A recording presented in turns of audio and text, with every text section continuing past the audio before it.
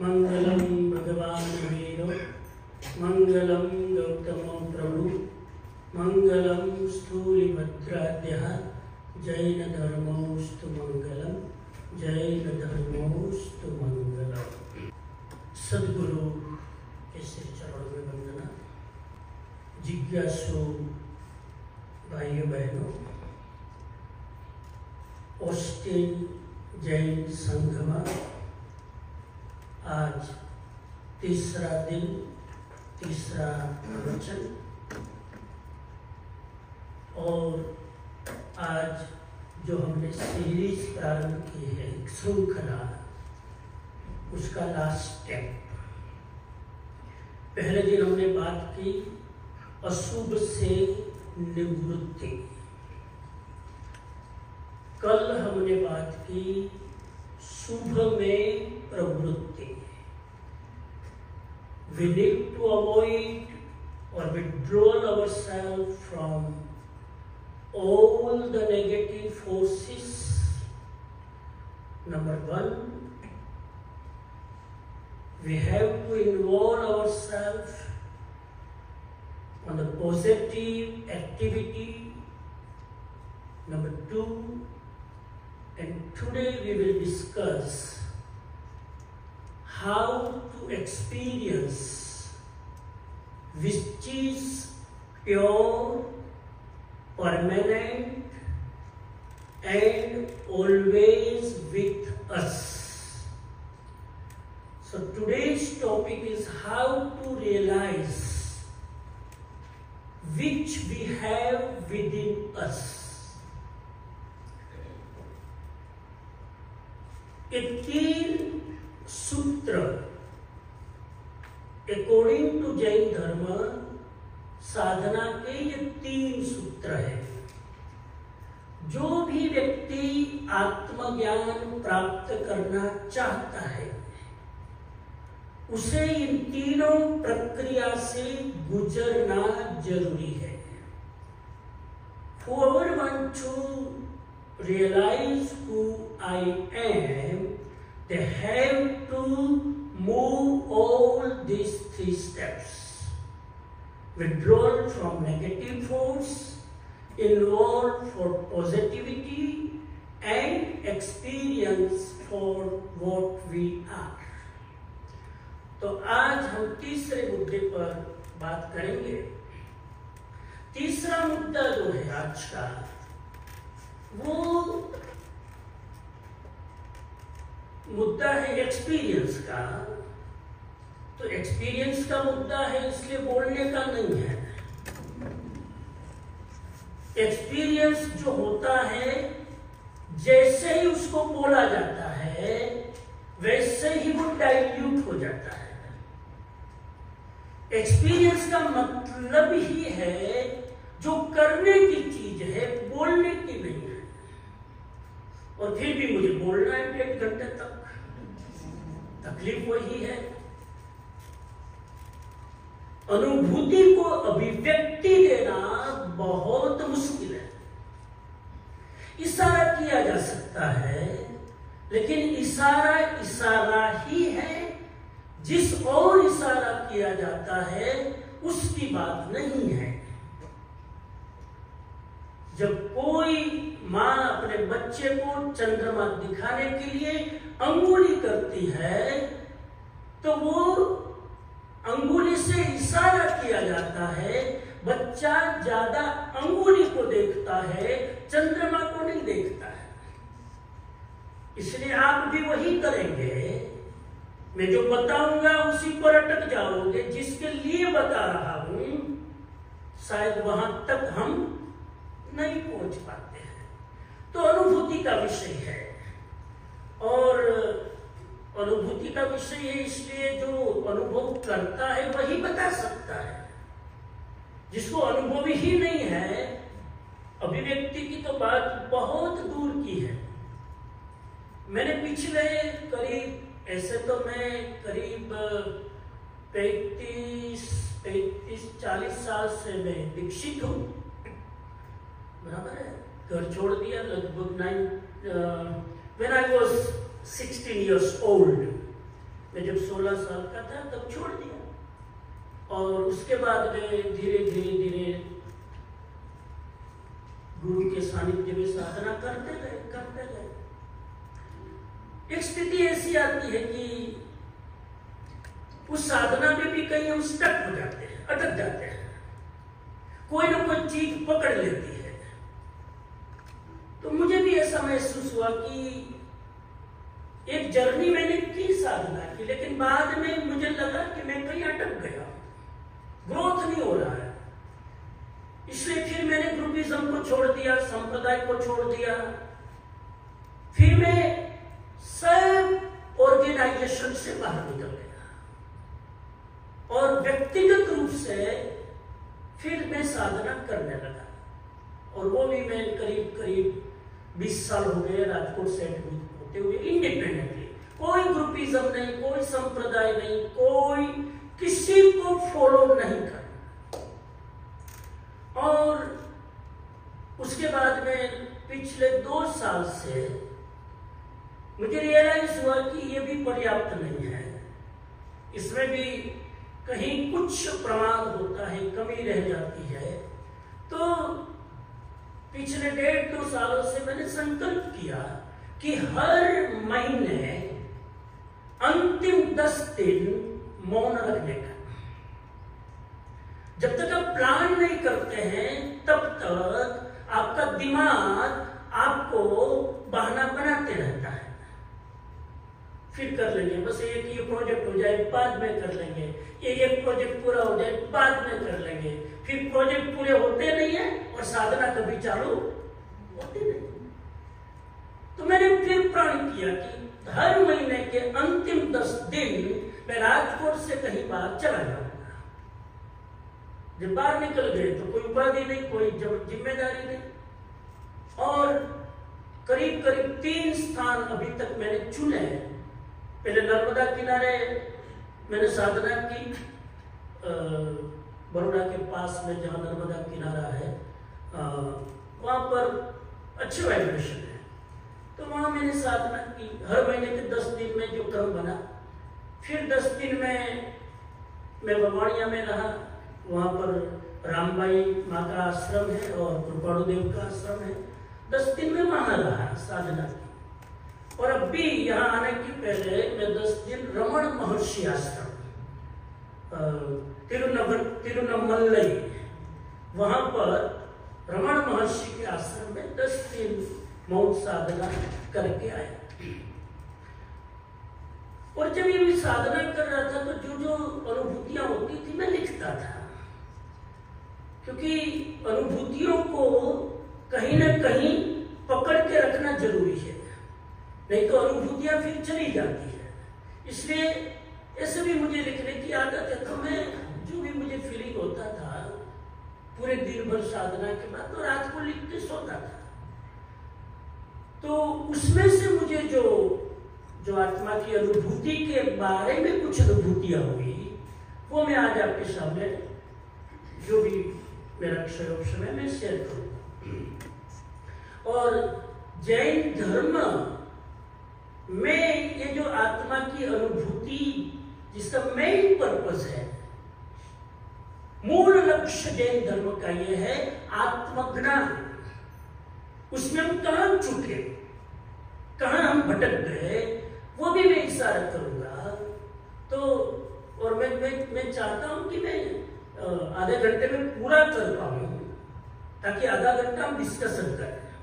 आज का विषय ऐसा है कि साधना की जो हमारी क्लैरिटी जब तक नहीं होगी, मैं इतना भी बोल दूंगा तो आप साधना करने की मानसिकता क्रिएट नहीं कर पाओगे। इसलिए मैं चाहता हूं कि थोड़ा टाइम मैं क्वेश्चन आंसर के लिए रखूं। मैं रोज चाहता हूं लेकिन होता नहीं कभी। आज भी भगवान से प्रार्थना करे हो जाए, तो मैं अपनी बात थोड़ी जल्दी निपटाने की कोशिश करूं। कुछ बिंदु में लिख के आया हूं ताकि हम मिस न करें, चुक न जाए। जैन धर्म आत्मा का धर्म है। आज का लेक्चर थोड़ा क्लासिकल है, इसलिए पूरा फोकस करना पड़ेगा। एकदम आज PhD का कोर्स है।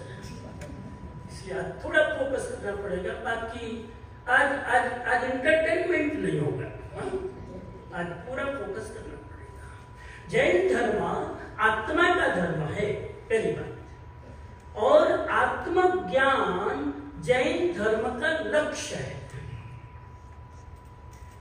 आत्मज्ञान सामान्य घटना नहीं है, सामान्य घटना नहीं है, ये दाल रोटी नहीं है, ये रास्ते में कोई गुजराती में तो रास्ता में रेढ़ू नहीं पड़ू के जયારે जुए ત્યારે मળી जाए, सामान्य घटना नहीं है।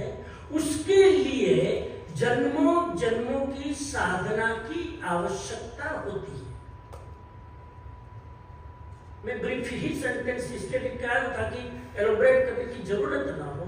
जन्मों जन्मों की साधना होती है तो व्यक्ति इसमें प्रवेश करने की कोशिश करता है। कभी कभी माता मरुदेवा जैसी आत्मा को अनंत भवों की यात्रा नहीं करनी पड़ती, सिर्फ तीसरे भव में केवल ज्ञान की मालिकन बन जाती है। माता मरुदेवा ने अनंत भव नहीं किए, 84 लाख योनियां उन्होंने पार नहीं की। जन्म लिया पहली योनि निगोद में, फिर बनाना प्लांट में आए दूसरी योनि, और उसके बाद माता मरुदेवा का जन्म हुआ, तीसरे जन्म में मोक्ष। उन्होंने 84 लाख के इस 3 के सिवाय कोई योनि का अनुभव ही नहीं किया, ऐसा कहते हैं। बहुत विरल आत्मा थी। यह अपवाद है, नियम नहीं है, एक्सेप्शन है, सामान्य घटना नहीं है। लेकिन यह अपवाद है। साधना के लिए सामान्य रूप से 4 भूमिकाएं पास करनी पड़ती है। पहली भूमिका है पूर्व जन्मों की साधना। वो आपने की है कि नहीं अभी पता चल जाएगा, अभी पता चल जाएगा। मनुष्य योनि में आ गए तो जरूरी नहीं है कि साधना की होगी, वो तो मनुष्य जन्म मिलना तो लॉटरी की टिकट है, लॉटरी की टिकट किसी को भी मिल सकता है। मनुष्य जन्म मिल जाना वो तो मनुष्य शरीर पर्याय है, मनुष्य की शरीर पर्याय में आना बहुत बड़ी बात नहीं है, उसमें आके साधना करना बड़ी बात है। तो नंबर 1 पूर्व जन्म की साधना वो होनी चाहिए स्पिरिचुअल पाथ पर आने के लिए, आत्मज्ञान में प्रवेश करने के लिए। नंबर 2 वो है कि नहीं, वो तो हमारे कंट्रोल में नहीं है, अगर है तो है, नहीं है तो नहीं है। नंबर 2, अगर पूर्व जन्म की साधना हमने नहीं की मान लो, तो इस जन्म में उनको क्या करना पड़ता है? नंबर 2 तीव्र संकल्प, burning desire, burning will power, strong संकल्प होगा, क्योंकि पूर्व जन्म का बैकअप नहीं है। पूर्व जन्म का बैकअप होगा तो पूर्व जन्म की साधना ही आपको ऐसे निमित्त क्रिएट करा देगी। वो साधना नहीं है, तो इस जन्म में स्ट्रॉन्ग विल पावर चाहिए, तो ही आप स्पिरिचुअल पाथ पर जा सकते हैं। नंबर 2। नंबर 3, बर्निंग थर्स्ट होनी चाहिए, तीव्र प्यास होनी चाहिए। एक तरह से आदमी को छटपटाहट होनी चाहिए। मछली को जैसे पानी से निकाल दो तो बिना पानी के वो छटपटाने लगती है, उसी तरह स्पिरिचुअल जर्नी करने के लिए आत्मा छटपटाए, मिस करे, इतनी उसके अंदर ख्वाहिश हो या तीव्र प्यास होनी चाहिए, अदरवाइज प्रवेश नहीं होगा। तो उसमें प्रवेश करने के लिए अनिवार्य 4 तत्व की बात मैं कह रहा हूं। पहला, जरा रिकॉर्ड करते हैं। पहला, हाँ। दूसरा, तीव्र संकल्प, तीव्र संकल्प नहीं करोगे तो भटकाने वाले चौराहे बहुत है, भटक जाओगे। टेम्पटेशन बहुत है, प्रलोभन बहुत है, बाहर के आकर्षण बहुत है। दूसरा, तीसरा, तीव्र प्यास। तीव्र प्यास होनी चाहिए। ट्रेन में एक सेठ मुसाफरी कर रहे थे तो ट्रेन में वो पानी वाला आया, पानी लो, पानी की बोतल लो, पानी की बोतल लो। करोड़पति सेठ, लेकिन लोभी, लगभग करोड़पति लोभी क्यों होते मुझे मालूम नहीं। तो लोभी सेठ तो पूछा कितने की बोतल, तो उसने कहा 25 रुपये की। ठगता है सारा, 25 रुपये की बोतल। उसने कहा सेठ जी रहने दो, आपको प्यास नहीं लगी है, आपको प्यास नहीं लगी। प्यास जिसको लगी हो वो प्राइस नहीं करता है। आपको वो इतना कॉमन सेंस तो वो भिखारी भी समझ गया कि सेठ जी आपको प्यास नहीं लगी है। प्यास लगी हो वो पानी की कीमत नहीं पूछता है। तो तीव्र प्यास होनी चाहिए। एंड नंबर 4, ध्यान साधना की प्रायोरिटी होनी चाहिए। प्रायोरिटी आपके लिस्ट टू डू में सबसे ऊपर ये होना चाहिए। लगभग हमारा नीचे भी नहीं है। पहले ये कर ले, पहले ये कर ले, पहले ये कर ले। कई लोग मैं पूछता हूँ ध्यान करते हो तो कि इसमें से निवृत्त हो तब करे ना। वो सोच रहे कोई मिरेकल होगा, निवृत्ति आ जाएगी। निवृत्ति आने वाली नहीं है। संसार उसी का नाम है, निवृत्त होना पड़ेगा, आएगी नहीं। आपको चला के प्रयास करना पड़ेगा। अपने आप निवृत्ति ला नहीं सकते, उसी का नाम संसार। काम के बीच में, जिम्मेदारियों के बीच में, कर्तव्य के बीच में आपको प्रायोरिटी सेट करनी पड़ेगी। और ऐसे लोग भी मैंने देखे हैं कि उनकी प्रायोरिटी में टॉप में होता है। वो 6 बजे उठकर काम पर निकल जाते हैं, 5 बजे बच्चों के लिए टिफिन तैयार करते हैं, लेकिन 4 बजे वो मेडिटेशन में बैठते हैं। उनके सामने एक एक्सक्यूज है कि 6 बजे तो काम पर जाना है, टिफिन करना है, ये करना नहीं हो सकता। लेकिन जिसको करना है उसको प्रायोरिटी में है। उनकी प्रायोरिटी में नींद नहीं है, काम नहीं है, मेडिटेशन। तो ये चौथा तबक्का होना चाहिए। ये 4 चीजें होगी तभी आप आत्मज्ञान के लिए एलिजिबल होंगे। कितनी विकेट उड़ी दिया जो कितनी विकेट उड़ी। साधना की बात करना सरल है, ध्यान की बात करना सरल है, स्पिरिचुअलिटी की बात करना आज तो फैशन हो गया है। लेकिन कुंडली मार के बैठना वो बहुत मुश्किल है। कुछ लोग शिकायत करते हैं। दूसरे मुद्दे पर जा रहा हूं। आज मुझे एकदम कैप्सूल की तरह बोलना है, एलोबरेट नहीं कर पाऊंगा, मुझे घड़ी सामने दिखाई दे रही। कुछ लोग शिकायत करते हैं कि जैन धर्म जीवन विरोधी है, जैन धर्म अगेंस्ट द लाइफ, जैन धर्म सुख का विरोधी है। एंजॉय नहीं करने का, एंजॉय नहीं करने का पाप लगता है। बराबर है। आज के यंगस्टर मुझे बहुत ब्लेम करते हैं, समझते जैन धर्म जोई विरोधी है। हम एंजॉय करते हैं तो जैन धर्म का हार्ट अटैक आ जाता है। क्यों एंजॉय नहीं करते लोग यंगस्टर मुझे कहते हैं, वो आक्षेप लगाते जैन धर्म जीवन विरोधी है, खुशी का विरोधी है, सुख का विरोधी है। बात सही भी है, गलत भी है। ये जो बात कहते हैं कि जैन धर्म जीवन विरोधी है, सुख विरोधी है, बात सही भी है, गलत भी है। सही इसलिए है कि बहुत सारे त्याग की महिमा के गीत गाए, त्याग की बहुत बात की, बहुत बात की, ओहो इतनी बात की लोग कंडीशनिंग हो गए।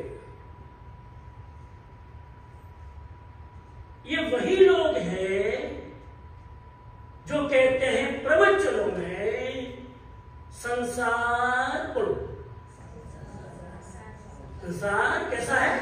असार है। देखो ये कंडीशनिंग माइंड, संसार असार है, संसार में कुछ नहीं रखा है, कोई सुख संसार में नहीं है, क्षण भंगुर संसार है, नाशमान है।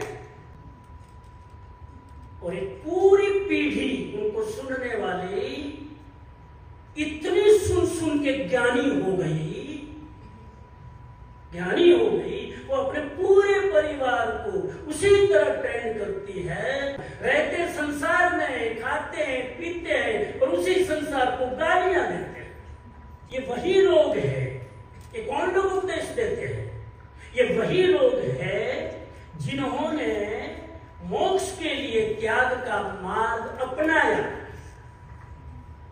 मोक्ष के लिए तो वो अलग बात है, आज मैं नहीं छोड़ूंगा, अलग फाइल नहीं खोलूंगा कि उनके लिए मोक्ष क्या है।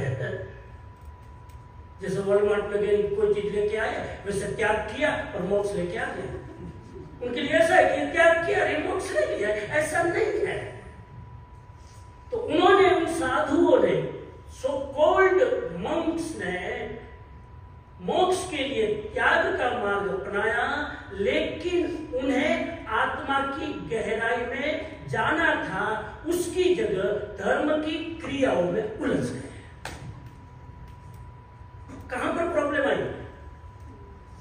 त्याग कर दिया, बहुत अच्छी बात है, मोक्ष का लक्ष्य बहुत अच्छी बात है, लेकिन त्याग करने के बाद उनको आत्मज्ञान की गहराई में जाना चाहिए था, उसकी जगह वो धर्म क्रियाओं में उलझ गए। बात चली है तो मेरे दिमाग में कुछ विकल्प आ रहे हैं, और स्क्रीन से क्यों ले जाऊं, शेयर करते जाऊं। अभी अभी अभी अभी आपका चेहरा देखते देखते कुछ आ रहा है, कुछ चीजें आती है ब्रह्मांड में से, कुछ चीजें आती है, मेरा एजेंडा में नहीं है। आदमी कहां भटक जाता है। साधु ने साथ कल्पना करो, मैं रिस्पेक्ट करूं साधुओं का, पंच महावृतधारी साधु वंदनीय पूजनीय है, लेकिन इतना बड़ा संसार छोड़ा, और अगर तुम्हें आत्मज्ञान नहीं हुआ, सम्यक दर्शन नहीं हुआ, कहीं न कहीं चूक गए। पहली चीज कहां चूके? 4 चीजों में चूक जाते हैं। 4 चीजें याद आ रही मुझे। पहली चीज में चूक गए, करनी चाहिए थी साधना, उलझ गए क्रियाओं में। लक्ष्य बिल्कुल ओझल हो गया आंखों से, मोक्ष मोक्ष सब साइड में रह गया, क्रिया में उलझ गए। इतना ये करो तो ये होगा, उतना ये करो तो ये होगा। पालीताना इतनी बार ट्रिप करके आ जाओ तो मोक्ष हो जाएगा। जितने भी डोली वाले हैं सबको पहले हो जाना चाहिए। तो कितनी बार जाते हैं? 99 तो उन्होंने करी नहीं। जैन धर्म, सॉरी मुझे क्षमा करना किसी की श्रद्धा हर्ट हो तो, लेकिन ये रियलिटी है। जैन धर्म मैथमेटिक्स नहीं है, इतना कर लो तो इतना हो जाए। दूसरी तरफ हम ही बोलते हैं भावे भावन भावे भावे दीजिए दान, भावे धर्म आराध्य भावे केवल।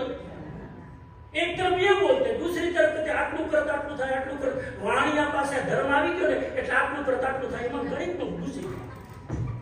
આ વાણિયાનો ધર્મ નથી જૈન धर्म, आ क्षत्रियों का धर्म है। बनियों ने पकड़ लिया, सस्ता रास्ता हमने पकड़ लिया, लेकिन इतना सस्ता नहीं है।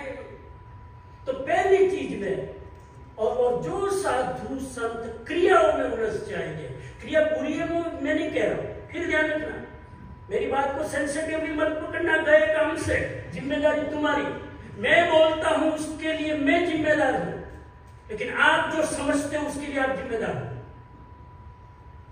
मैं क्रिया का विरोध नहीं कर रहा हूं, लेकिन क्रिया में इतने घुस गए कि मोक्ष को भूल गए, इसका विरोध है। क्रिया अगर वहां तक पहुंचा दे मोक्ष तक तो क्रिया अच्छी है, लिफ्ट मुझे 5वीं मंजिल तक पहुंचा दे तो लिफ्ट का उपयोग है। तो पहला प्रॉब्लम हुआ, इशारा कर दो। दूसरा प्रॉब्लम हुआ, पहला प्रॉब्लम हुआ लोग क्रियाओं में उलझ गए। दूसरा प्रॉब्लम हुआ लोग अलग अलग संप्रदाय में उलझ गए, संप्रदाय में उलझ गए। मैं चिंतन कर रहा था, भगवान महावीर स्वामी के बाद हेमचंद्राचार्य, कलिकाल सर्वज्ञ हेमचंद्राचार्य तक ये मार्ग संप्रदाय मुक्त ढंग से चला।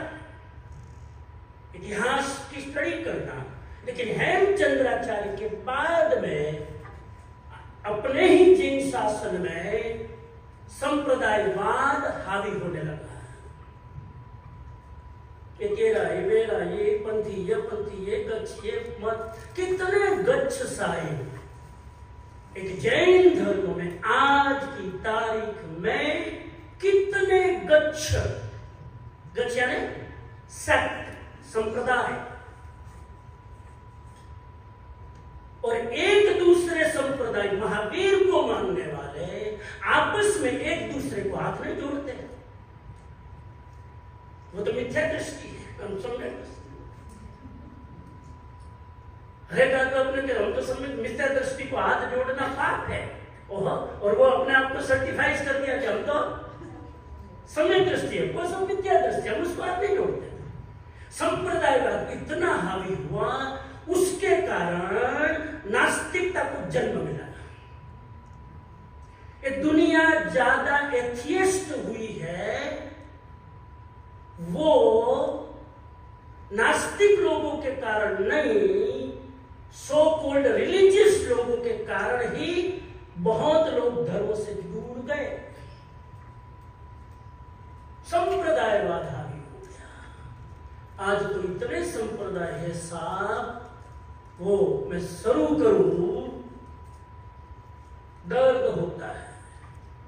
मैं गया कच्छ में, भुज में प्रवचन देने, भुज में प्रवचन देने में गया, तो पूरे जैन समाज का एक मंच है वहां। अगर वहां प्रवचन हो तो पूरे जैन समाज के लोग आते हैं, स्थानीय तो मुझे इनवाइट किया, ऑफिशियली इनवाइट किया, और मैं गया तो मैं तो इनोसेंटली जैसे अमेरिका में आता हूँ, आसन अपना लगा के बैठने लगा। मुझे महाराज ये नहीं बैठ सकते हैं, ये अमुक महाराज साहिब का पाठ है,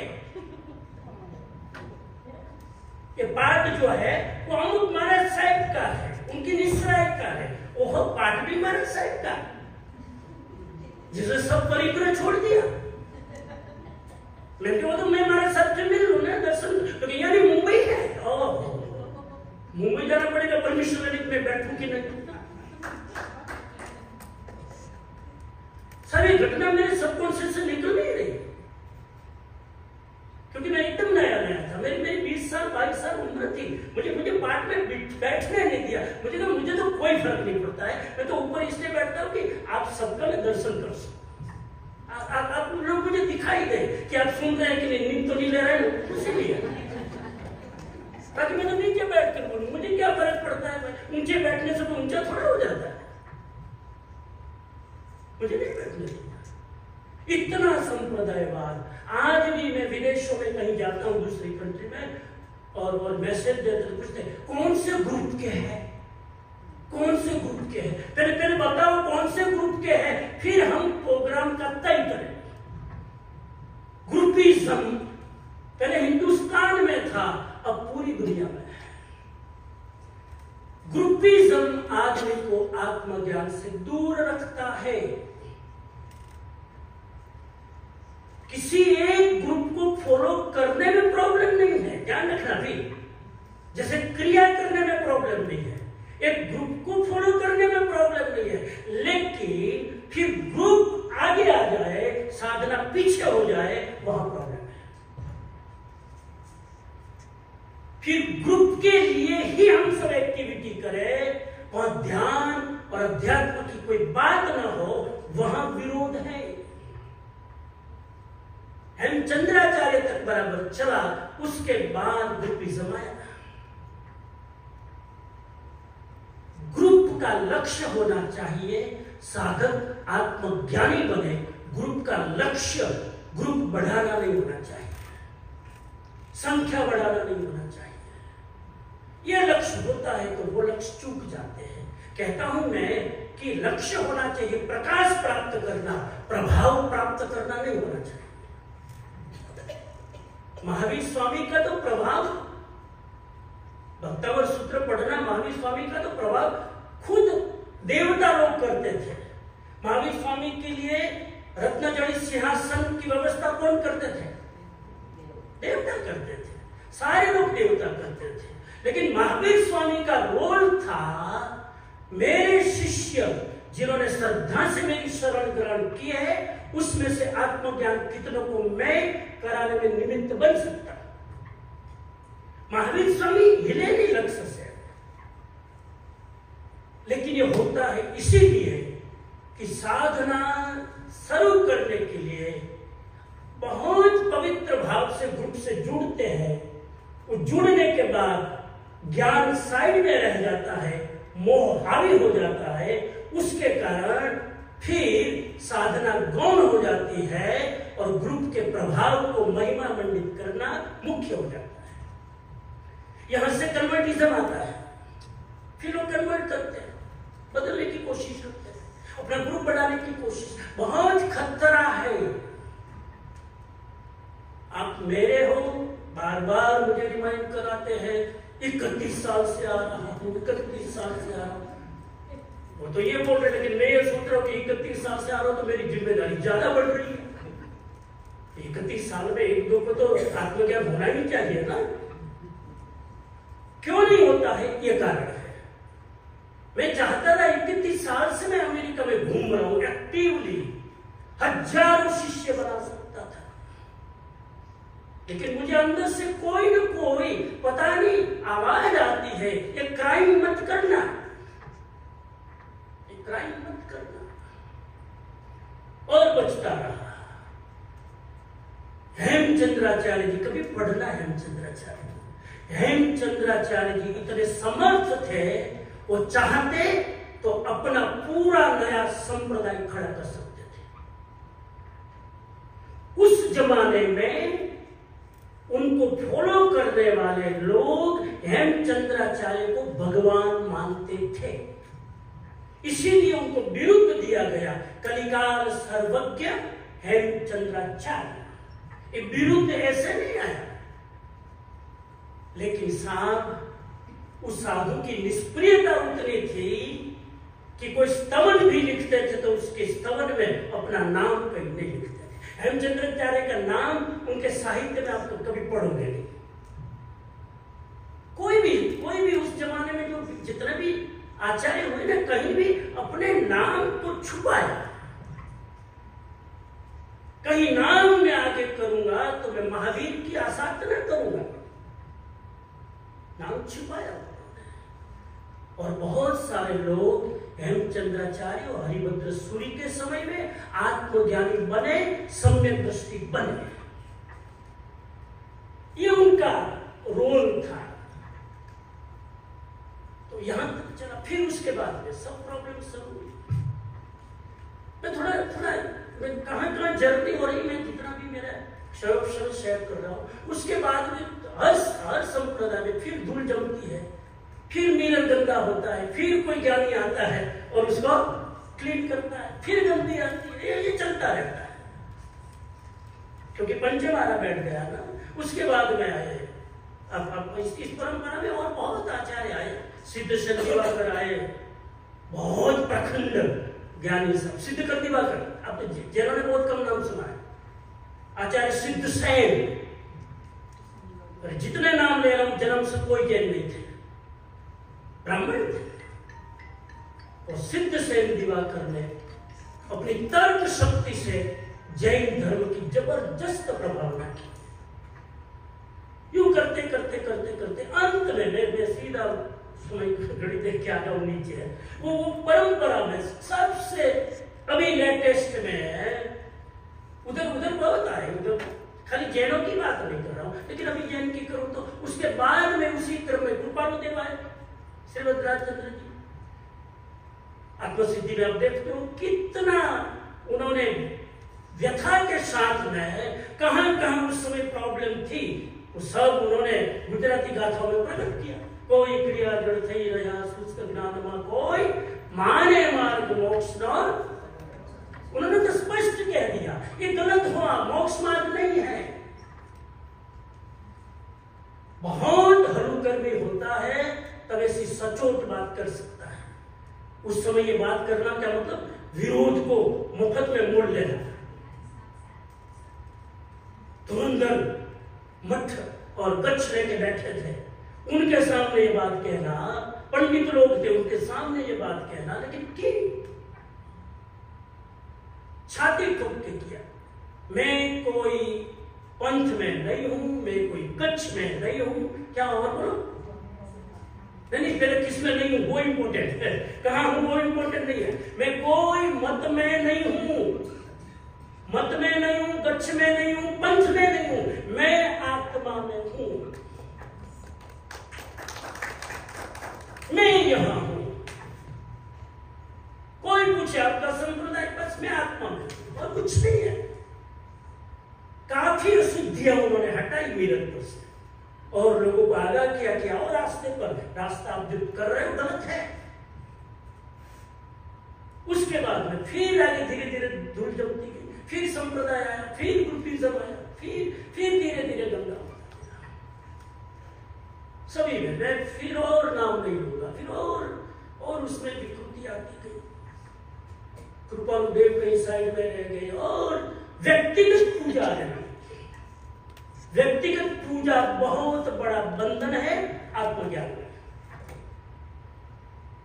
व्यक्ति चांद को दिखाने के लिए था, हमने चांद को छोड़ दिया, व्यक्ति को पूजना शुरू कर दिया। व्यक्ति पूजा में कभी मत उलझना। जिस दिन आदमी व्यक्ति पूजा करने लगता है मूल लक्ष्य चूक जाता है। बहुत स्पष्ट संकेत है। गुरु का उपयोग करना चाहिए आत्मज्ञान में, उसका उपयोग मिसयूज नहीं करना चाहिए। हम मिसयूज करते हैं, उससे बचना चाहिए। और वह बहुत है उसमें फिर और भी बहुत नहीं जाना चाहता, तो मुझे पीड़ा होती है।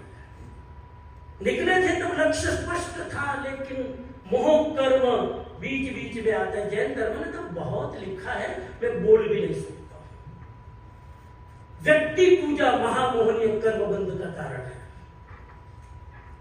मोहनीय कर्म बंध नहीं, मोहनीय तो छोटा है, महामोहनीय जैन धर्म का शब्द। Nobody knows what is the महामोहनीय।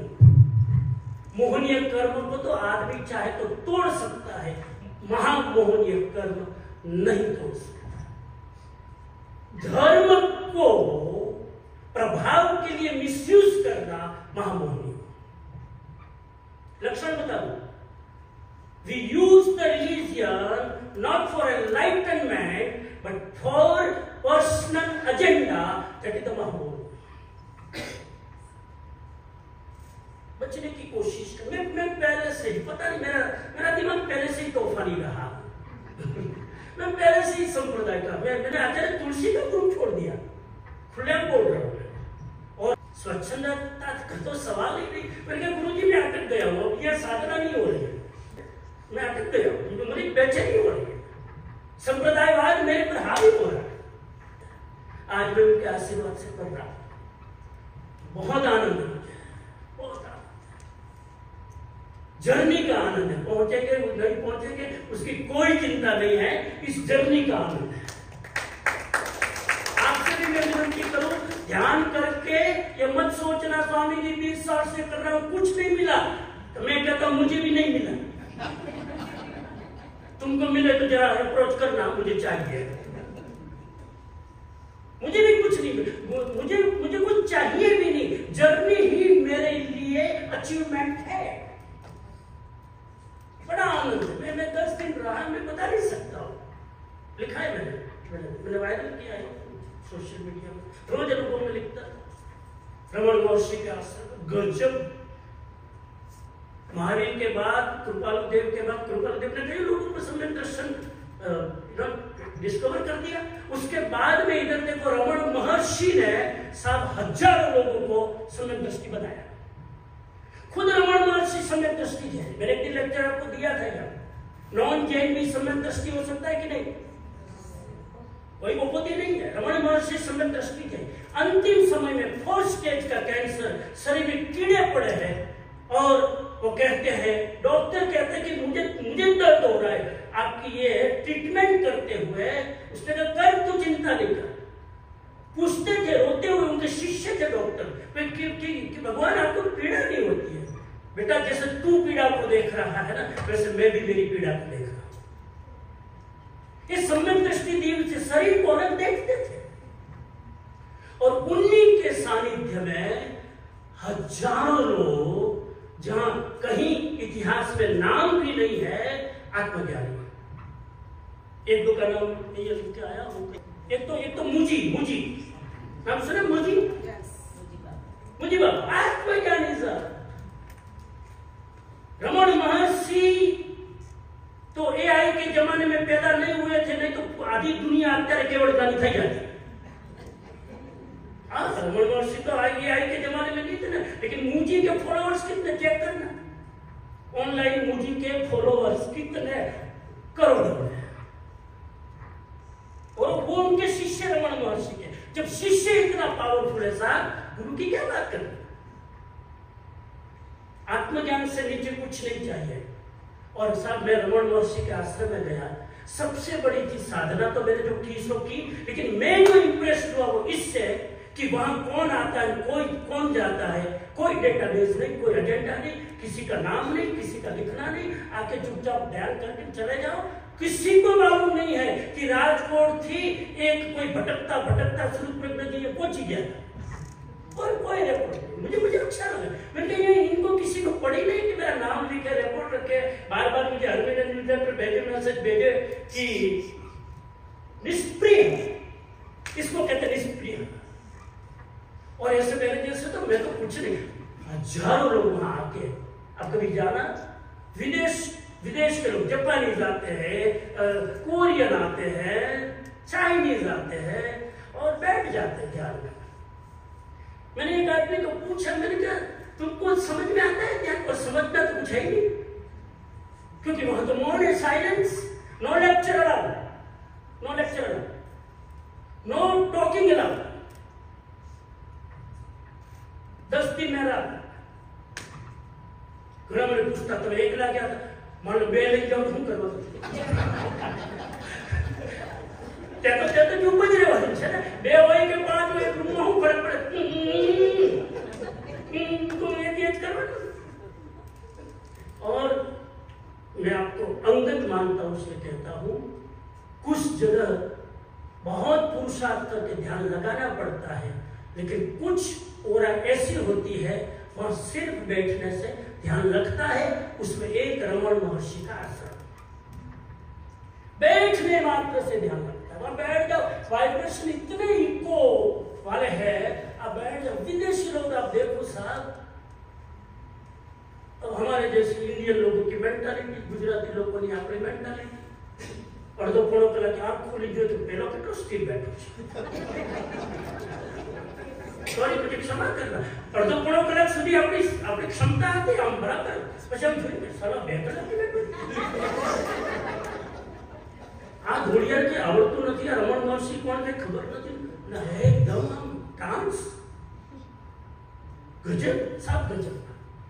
ऐसी बर्निंग प्यास, ऐसी बर्निंग डिजायर, ऐसा संकल्प कि पूरी वहां से अपनी टिकट खर्च करके फ्लाई करके वीजा कितनी प्रॉब्लम के बीच में वहां आकर अड्डा जमा बैठते हैं। कौन बुलाता है कि आइए और बैठिए साधना में? कोई बुलाता नहीं है, नो इन्विटेशन। ये है बर्निंग डिजायर। तो जैन धर्म जीवन विरोधी नहीं है, जैन धर्म ये बिल्कुल नहीं है। मैं आपको इसको थोड़ी क्लैरिफाई करूं, क्योंकि पिछले 3-4 दिनों से इस प्रश्न का बार बार मेरे पर अटैक हो रहा है।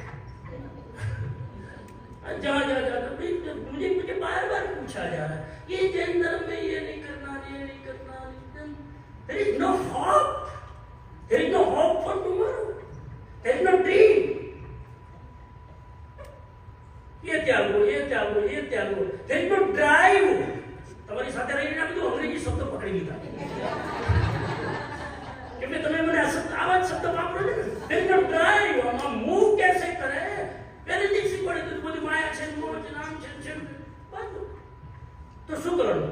એક તો ઓલરેડી ડિપ્રેસ અમેરિકા, એક તો ઓલરેडी ડિપ્રેસ અને એમાં પાછું આવું લેક્ચર। हमने नेगेटिव साइड पकड़ी जैनिज्म की। मैंने भी आपको पहले भी लेक्चर दिया कि withdrawal ourselves from the negativity, लेकिन withdrawal is not our goal. Do the positive, all the activities, spread activity I mentioned yesterday, that is not the goal. You have to go through. That's not the goal. The goal is self-realization. ये गोल है और इसके लिए जैन धर्म ने डिम्बिम घोष किया। आत्मा की प्रॉपर्टी क्या है? अनंत ज्ञान, अनंत दर्शन, अनंत आनंद और अनंत वीर्य। Infinite knowledge, infinite perception, infinite joy and infinite energy। ये चार आत्मा की प्रॉपर्टी हो। कितनी infinite? Number 1 infinite, number 2 permanent, number 3 eternal. Jainism ये कहता है हमको कि आपको हैप्पीनेस चाहिए तो हैप्पीनेस वहां ढूंढो ना जहां परमानेंट हो। जैन धर्म का सिर्फ इतना कहना है। जैन धर्म पार्टी में जाने को और बाहर खाने का विरोधी नहीं है, लेकिन वो हैप्पीनेस कितनी है? वो हैप्पीनेस कितने टाइम की? बोलो आज आज आज आज फादर डे में लंच करी ना हसो हां केव डिनर करવાનું છે જરૂર હશે। હમણાં 6 વાગે છોડી દેશો બધા। તમારા પ્લાનમાં ડિસ્ટર્બ ના કરે, અંતરાય કર્મ લાગે પાછો। हां तो कोई मनाही नहीं है। अब जाओ, आप बात खाओ, लोगों से मिलो, गॉसिप करो। कोई जैनिज्म को क्या प्रॉब्लम है साहब? विरोध इसलिए है कि हमारी क्लैरिटी नहीं है। जहां टेम्पररी जो है वहां हम परमानेंट की चाहत रखते हैं, यह प्रॉब्लम है। जैनिज्म कहता है कि इससे भी बड़ा आनंद है और उसके लिए बाहर भटकने की जरूरत नहीं है, उसके लिए अंदर जाने की जरूरत। बस जैनिज्म इतना ही कहता है, बाहर जाओ, बाहर जाओ, बाहर जाओ, मगर उतने मत जाओ कि अंदर जाने का टाइम न मिले। हमारी प्रॉब्लम क्या है कि बाहर ही है, जो भी है बाहर ही है। अगर कोई बार प्रोग्राम नहीं हो, सैटरडे संडे इन्विटेशन नहीं हो और घर में बेसी रहવું પડે, बाप रे मरे। आ वीकेंड में कोई इन्विटेशन नहीं, कोई बोला व्यक्ति खावा पीवा। बस जैनिज्म कहता है हमारी हैप्पीनेस डिपेंडेंट हो जाती है। यह सबसे बड़ा खतरा है। हमारी जॉय डिपेंडेंस है। ये होगा तो मैं हैप्पी रहूंगा, ऐसा मिलेगा तो मैं हैप्पी रहूंगा, वो व्यक्ति से मैं बात करूं तो हैप्पी रहूंगा, या थोड़े अच्छे से प्रेम से मेरे साथ बात करे तो मुझे खुशी मिलेगी। ये खुशी टेम्पररी है। जिस खुशी में कोई लिमिट नहीं है, कोई डिपेंडेंसी नहीं है, आपको उसके लिए कुछ नहीं चाहिए। अब भगवान ने कहा कि अनंत जोई अंदर है। अब अनंत जोई को रियलाइज करने के लिए आपको क्या चाहिए? कुछ चीज बोलो, क्या चाहिए? मैं अभी आपके सामने यहाँ बैठा 10 मिनट में ट्रांस हो सकता हूँ, बोलो। कुछ नहीं चाहिए, बैठ जाता चला जाऊंगा, इसलिए आपको कोई भरोसा नहीं है। अभी ट्रांस हो सकता है। और वो जो इतना डिस्क्राइब जिसको नहीं किया जा सकता है, इतना है, इसीलिए जिसको ये रियलाइज हुआ है ना, वो आपको कहे बिना रह नहीं सकता है।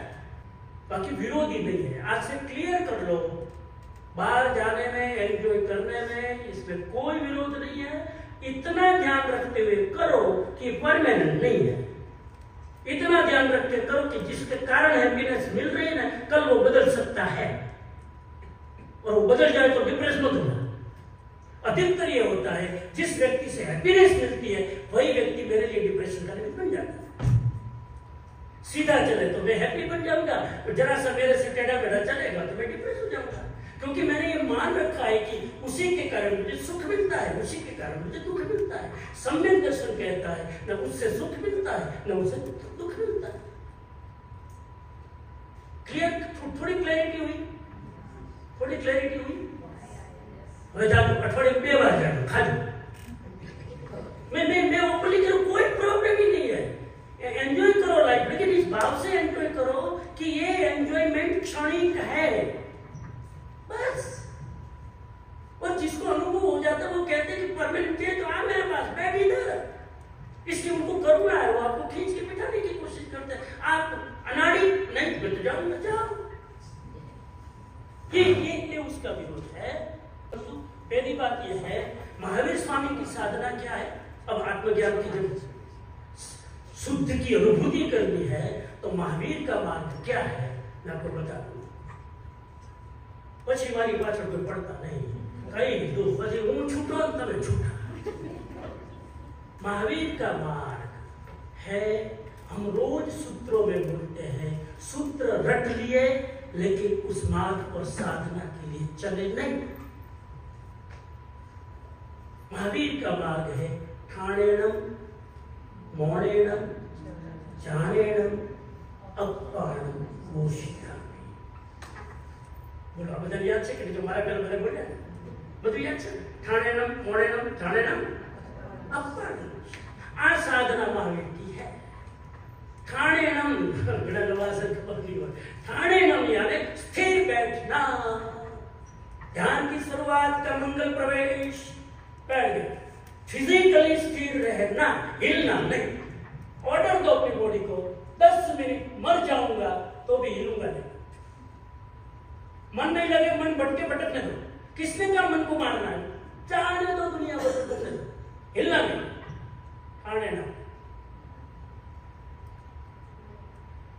अब खाली प्रयोग करके तो देखना साहब, जो कंप्लेन करते कि मेरा मन भटकता है, मन भटकता है, मन भटकने को छोड़ो, शरीर स्थिर रखो, ठाणेणम, हिलना नहीं। 10 मिनट के बाद का ट्रांस ना हो जाओ तो मेरी जिम्मेदारी। आप लोग को बोले बापा आदेश को जिम्मेदारी लोग शूट करना है। समझिए तो मैं कितने दिन बैठ बना लो शूट। आ नियम में खबर जब तो ही उठा के ठोके तुम जो स्थिर बैठ जाओ, हिलना नहीं, फिजिकली नहीं हिलना, वो तो आपके कंट्रोल में है। जो कंट्रोल में नहीं उसको पकड़ने की कोशिश करते हैं, जो कंट्रोल में है उसका ठिकाना नहीं है, उसको कर हिलना नहीं।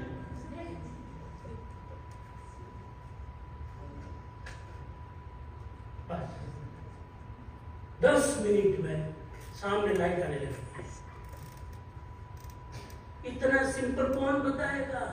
महावीर के सिवाय कोई नहीं। महावीर ठाणेणम, नंबर 2 मौनेणम, बोलो मत, बोलो मत, मौनेणम, मौन रहो, बोलना।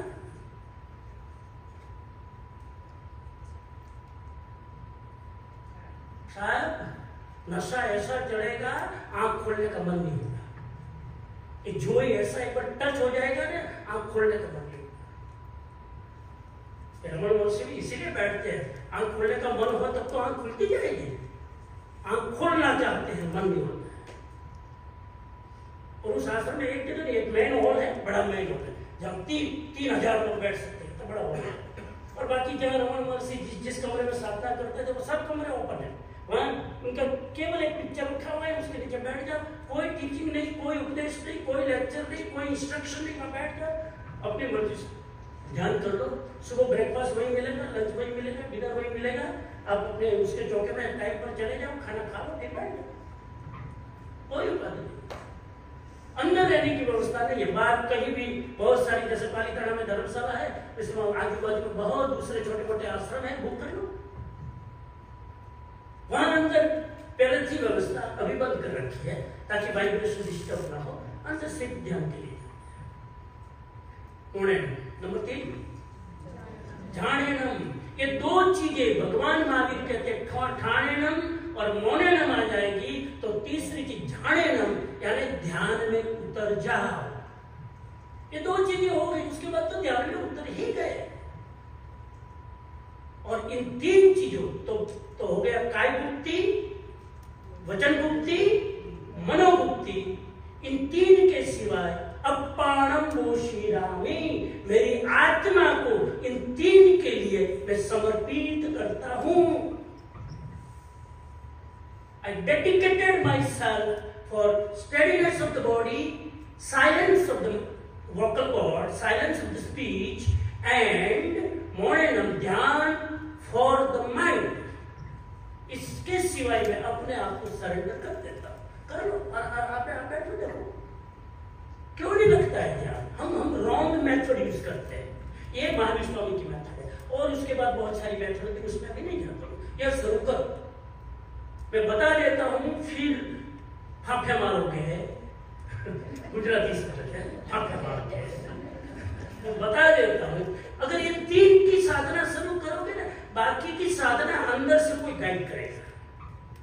ये मेरा अनुभव है। उसके बाद क्या करना है, अंदर से ही कोई ना कोई आपको हथियार लेके कहेगा ये कर। एक गुरु बाहर होता है, एक गुरु भीतर बैठा है। वो गुरु इंट्यूशन से हर एक साधक को गाइड करता है,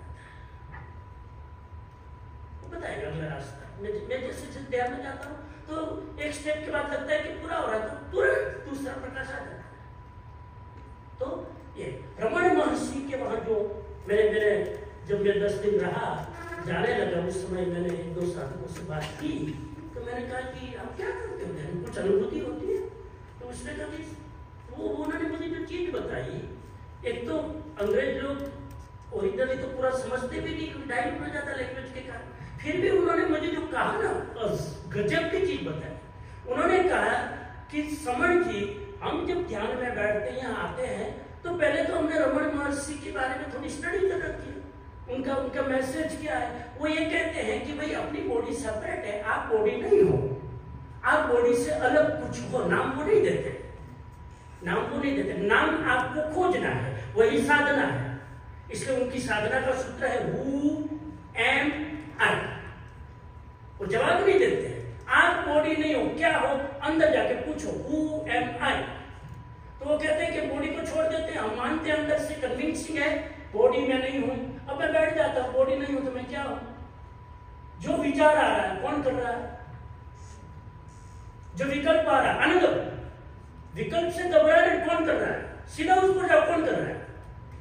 शरीर में दर्द हो रहा है, दर्द कौन महसूस कर रहा है? सीधा ही वो चेतना पर अटैक करता है, और उसके कारण इतने विचार आने के बावजूद वो लोग विचारों से अलूप रहते हैं। एक तरफ सरफेस लेवल पर विचार चलते रहते हैं, भीतर वो अपनी आत्मा में स्थिर रहते हैं। दिमाग विचार करता जाए फिर भी आप आत्मा में स्थिर रह सको, तो ये ध्यान आपका सिद्ध हो गया। समझ में आ रही बात? हम लोग ये मानते हैं कि विचार आ रहे तो ध्यान कैसे हो, बस ये तकलीफ है। विचार अलग, क्या बोलते हैं, अलग टेरिटरी पर आ रहे हैं, आप ध्यान अलग टेरिटरी पर कर रहे हो। दो चीजें अलग है।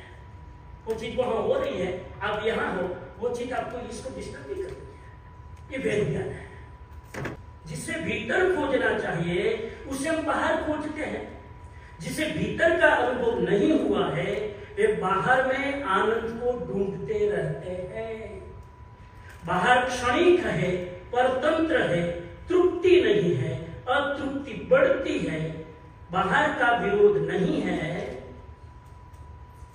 सही समय पर जो आदमी, बाहर का विरोध नहीं है लेकिन अंदर में जाने की प्रायोरिटी सेट नहीं करते हैं, इसलिए बाहर का विरोध है। और साधना, आगे मैंने लिखा है, सही समय और उचित उम्र के पहले साधना के लिए निकल पड़ना। गणराज बैठा है पास, હવે પ્લેન માં કેટલા લોકો ઉડ્યા હશે, લંડન માં કોઈ રિટ્રીટ કરવા જતું હશે, ધ્યાન શિબિર કરવા જતું હશે, क्या? इसलिए वेट मत करना। यदि शांति से आत्मनिरीक्षण करे तो पता चलता है कि कई सारी गतिविधियां ऐसी है, ये मैंने साधना के समय मेरे लिए लिखा है, शेयर कर रहा हूं।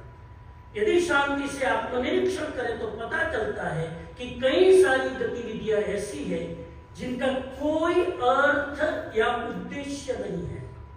There is no meaning, there is no purpose। जबकि कई साधनाएं ऐसी है जिनके बिना जीवन का कोई पर्पस नहीं है।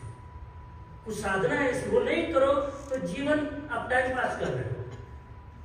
फिर मेरा अनुभव मैंने लिखा कि यदि हम संपत्ति, नाम और सम्मान पाने की महत्वाकांक्षा को थोड़ा कम कर सके तो संतोष और शांति वास्तव में बढ़ जाती है।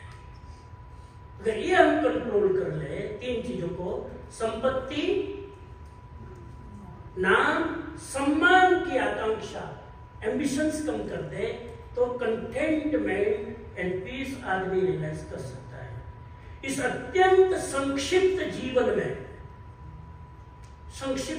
में, जीवन लंबा है कि छोटा, मनुष्य आयुष्य दीर्घ है कि लघु, अत्यंत संक्षिप्त जीवन में स्वयं को जानने का अवसर नहीं गंवाना चाहिए।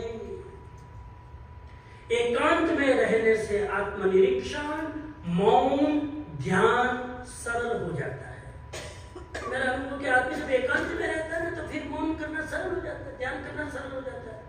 ध्यान से गुजरने के बाद ऐसा लगा कि मेरा मूल स्वभाव अंतर्मुखी है, लेकिन कर्तव्य निर्वहन के कारण मैं स्वाभाविक रूप से बहिर्मुखी होने लगा। कुछ लोग इंट्रोवर्ट होते हैं लेकिन जिम्मेदारियों के कारण वो बहिर्मुखी हो जाते हैं और फिर बहिर्मुखी को अपना नेचर मान लेते हैं और अपने अंतर्मुखी स्वभाव से वो दूर हटता चला जाता है।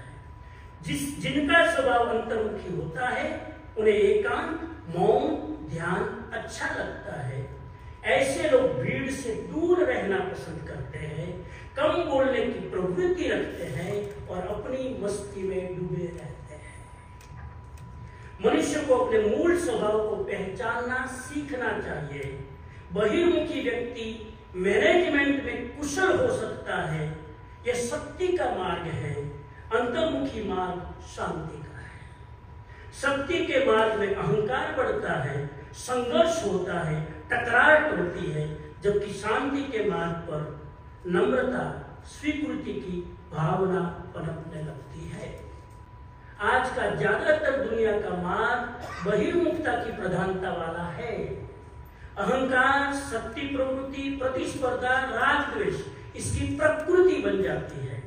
किसी भी मनुष्य की प्रकृति बहिर्मुखी है तो उसे धीरे धीरे अंतर्मुखता में बदलना चाहिए।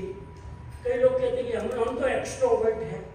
याद रखना, स्वभाव से कोई एक्सट्रोवर्ट नहीं है। एक्सट्रोवर्ट होना हमारी मजबूरी है, जिम्मेदारियां छोटी उम्र में आ जाती है और हमें एक्सट्रोवर्ट होना पड़ता है। एक्सट्रोवर्ट आदमी कभी भी एनलाइटन नहीं हो सकता है। इसीलिए एक्सट्रोवर्ट हमारी प्रकृति नहीं है। अभ्यास करते करते जो एक्सट्रोवर्ट है थोड़ा एकांत में रहे, थोड़ा मौन में रहे, न चाहते हुए भी मन में हम अभ्यास करें कठोरता से तो धीरे धीरे हम शिफ्ट कर लेते हैं, एक्सट्रोवर्ट से इंट्रोवर्ट होने लगते हैं। इंट्रोवर्ट ही ये आत्मज्ञान का मार्ग है। व्यक्ति को आध्यात्मिक वातावरण देने के लिए ही आश्रमों का निर्माण होता है। कोई भी मंदिर, कोई भी धर्मस्थान, कोई भी आश्रम का निर्माण, वहां साधक आए, इंट्रोवर्ट हो, साधना करे, यही पर्पस है। लेकिन इस पर्पस से हम बीच में मैंने कहा कहीं ना कहीं मोहकर्म हावी होता है, तो जो मंदिर शांति का केंद्र होना चाहिए वो अशांति का केंद्र बन जाता है। जो आश्रम प्रकाश का केंद्र होना चाहिए वो प्रभाव का केंद्र बन जाता है। इसीलिए आदमी ढूंढते रहते हैं। हर एक आदमी अशांत होता है तो मंदिर जाता है, कोई गुफा में जाता है, कोई आश्रम में जाता है, और वहां भी अगर ये सारी चीजें एक मेरी दृष्टि में, अभी और होंगे बहुत होंगे, एक मेरी दृष्टि में बचा है Ramana Maharshi Ashram. No agenda, no plan, no any kind of information, only just do your transformation। बहुत पवित्र, हर आश्रम का उद्देश्य ये होना चाहिए। बाकी संसार में तो आदमी उलझा हुआ है। अगर उनको शांति चाहिए तो कहाँ जाए? ऐसे आश्रम जहाँ व्यक्ति इंट्रोवर्ट में एक्सट्रोवर्ट से कन्वर्ट हो सके, आश्रम का मूल उद्देश्य यह है। और जैन धर्म की हर एक आराधना का मूल उद्देश्य यह है कि हमारी कामनेस बढ़े। एक लास्ट लाइन बोल के पूरा करूं, जैनिज्म फॉर कामनेस है। याद रख लेना, जैन धर्म की आराधना करते समय यदि आपकी कामनेस के बदले हाइपरनेस बढ़ती है, आप रॉन्ग मार्ग पर हो। ये जैनिज्म नहीं है। जैनिज्म कामनेस सिखाता है। आपके चेहरे पर कामनेस दिखनी चाहिए साहब। मैं तो यहाँ कहता हूँ, आप 25 साल से धर्म कर रहे हो और आपके चेहरे पर उसकी फ्रेग्रेंस ना आए तो दूसरा व्यक्ति मोटिवेट कैसे होगा कि 20 साल से वो कर रहा है, फिर भी I am not inspiring by him, तो क्या करोगे? मैं तो बहुत ओपन माइंडेड हूँ, कहीं भी से पकड़ लेता हूँ, सीख लेता हूँ। मैं कभी कभी जाता हूँ माउंट आबू और ब्रह्मा कुमारी, तो मिलता हूँ। वो क्या करते हैं, उनकी मान्यता क्या नियम का मुझे कोई मतलब नहीं, लेकिन मैं उन सिस्टर्स को देखता हूँ तो उनको देखते देखते ध्यान लग जाता है। कितनी सौम्य, एक चीज मैंने देखी, उनके चेहरे पर कामनेस बहुत है। मानना पड़ेगा साहब, आप उसको बिलीव नहीं करो तो भी स्वीकारना पड़ेगा। वो मेडिटेशन में कैसे पकड़ लेते हैं उनकी कामनेस, मुझे अट्रैक्ट करती है साहब। जैनिज्म एक कामनेस का धर्म है। तो धीरे धीरे धीरे हम उस पथ पर जाने की कोशिश करें। आज मैंने पूरा रास्ता जो जैनिज्म का है विधि बता दी, क्यों करना चाहिए अंतर्मुक्ता वो बता दिया, आत्मज्ञान क्यों करना है वो बता दिया, कैसे करना वो बता दिया, कब करना वो बता दिया। स्वामी जी हमें हमको भाई मिले मलेशिया में, बस स्वामी जी 5 साल बाकी, फिर तो आप जो कहेंगे ना वही बैठ जाओ बजाय।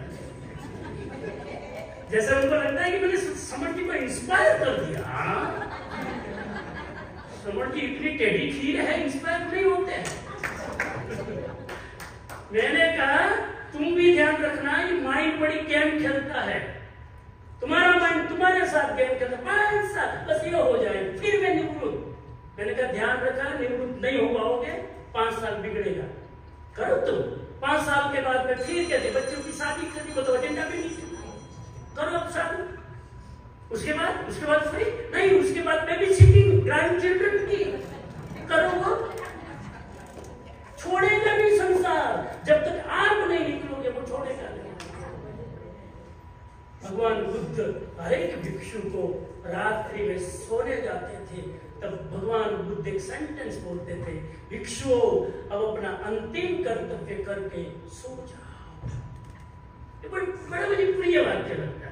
भगवान बुद्ध कहते थे अपने शिष्य को, वो शिष्य भी कितना भाग्यशाली होगा कि भगवान बुद्ध कहते थे, हे भिक्षुओं अब अपना अंतिम कर्तव्य करके उठ जाओ। अंतिम कर्तव्य यानी अपने आप की पहचान के लिए थोड़ा कनेक्ट होके फिर सो जाओ। और हर भिक्षु वो ध्यान करते थे, दिशा में आगे बढ़े।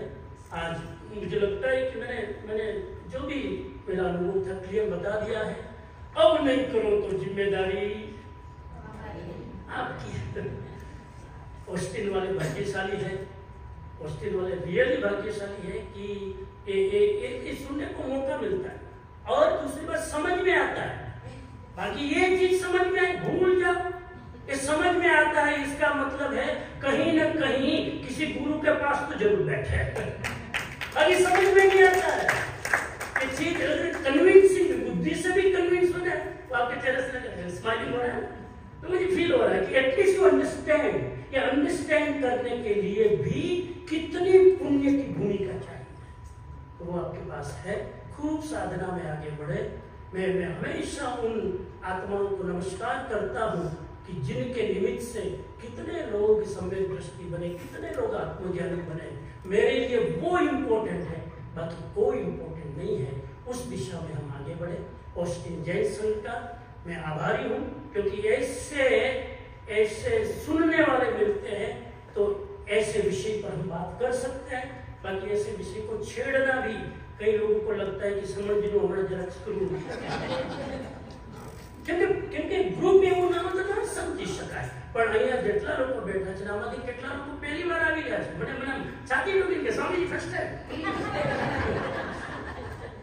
मैंने कहा अच्छा है, जो फर्स्ट टाइम आ रहे हैं ना उनकी फीस कम लगती है, जो 10 साल से सुन रहा फीस ज्यादा लगती है, क्योंकि 10 साल वाले पर काम ज्यादा करना पड़ता है। वो तो फ्रेश माइंड है, एक झटके में ट्रांस, वो ऑलरेडी कंडीशनिंग नहीं है, उनको कम टाइम लगता है। तो इस दिशा में आगे बढ़ते रहे। हमारे कमेटी वाले, मेरी ओर से मैं आभारी हूँ कमेटी का कि जिन्होंने मुझे भाव से इनवाइट किया। पिंकी बहन, हमारे मीना बहन और कांगे वो बहन भी, हाँ क्या, हाँ मेहुला बहन और जो भी है, हाँ कोमल बहन, बराबर आगे बैठते कैसे भूल गए। पाठशाला मैंने सुना अच्छा चलाते हैं।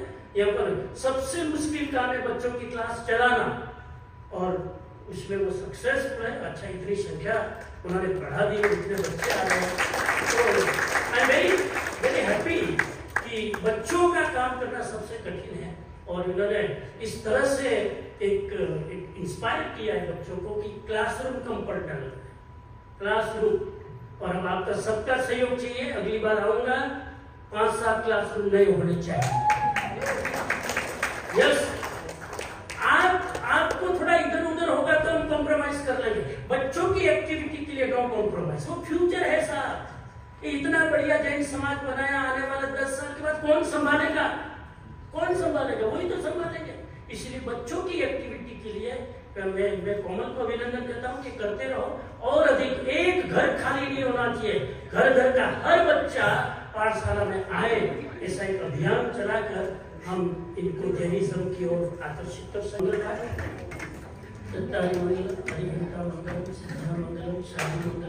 केवली पन्नत्तु धम्मो मंगलम चत्तारि लघुत्तम हरिहंता लघुत्तम सिद्धा लघुत्तम शाहु लघुत्तम केवली पन्नत्तु धम्मो लघुत्तम चत्तारि शरणं प्रपद्यामि हरिहंते शरणं प्रपद्यामि सिद्धे शरणं प्रपद्यामि शाहु शरणं प्रपद्यामि केवली पन्नत्तु धम्मं शरणं प्रपद्यामि सर्वमंगल मांगल्यं सर्वकल्याणकारणं प्रधानं सर्वधर्माणां जैनम जयंती शासनम जिनशासन देव की, श्रवण भगवान महावीर स्वामी की।